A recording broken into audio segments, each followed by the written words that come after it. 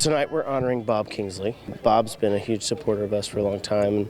We actually consider Bob a good friend, and to be able to honor him in this way is a huge deal for us. After 40 years on country music radio, Bob Kingsley, the American Country Countdown disc jockey and one of the most recognized voices in America, was celebrated with a surprise dinner accompanied by a star-studded list of performances at the famous Grand Ole Opry. It's almost more than I can stand, to be honest with you. It's just like, I have to go lay down. I do. His passion for what he does really comes through the microphone. The warmth in his voice, it just can't be confused with any other disc jockey on radio. That's why we have such a tremendous turnout tonight, because Bob has made such a huge impact on so many performers, so many people in the country music industry. I couldn't think of a person more deserving. But I'd hate to miss the day. With proceeds from the event benefiting the Opry's Trust Fund for those in the industry who have fallen on hard times, the artists were not only able to help out their country music family, but honor the voice behind the historic countdown. As an artist, to hear your name on your song on that show, I remember the first time I did. It never gets old. Yeah. She got the blue jeans painted on tight. Everybody wants on Saturday night. You got a room full of people who are the same way that I am. They dreamed to be on that countdown. That countdown meant so much to them, meant success in their eyes. You're sitting there going, oh my gosh, there's that voice. It's rattling the walls, you know. So he's just an icon, really. There's been some highlights,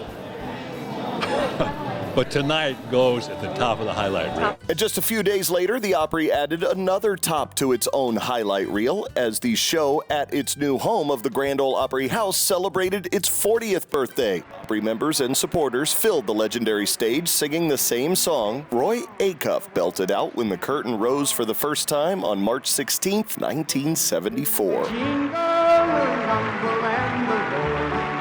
She came down from Birmingham on the Wabash. When the curtain went up, one thing that went through my mind is that Mr. Acuff would be proud. To me, it's kind of like going back to Grandma's house. Not because, we're all getting older, but just because of the feeling of warmth and love. I think that's why the fans keep coming back. They feel welcome, they feel, comfortable, and they can just sit back and relax and be entertained by good quality music that is good for not only Grandma and Grandpa, but, the grandchildren too. Let me go home. Stars like Miranda Lambert, Blake Shelton, and Josh Turner sang at the celebration, but so did many others that were here for that opening night, which was the first and only time a president has ever played the Opry. The evening even included a special yo-yo demonstration to commemorate a funny moment that happened opening night between President Nixon and Mr. Acuff. Roy was a famous yo-yoer. He used it in his shows all the time, and so the president tried to yo-yo and didn't have much success. I'll stay here and try to learn how to use the yo-yo. You'll go up and be president. Happy birthday to you. Happy birthday to you. Happy birthday, Grand Ole Opry. A big old whispering happy birthday to you. And many more. Thank you so much, everybody. Thank you for being here tonight. This house is home.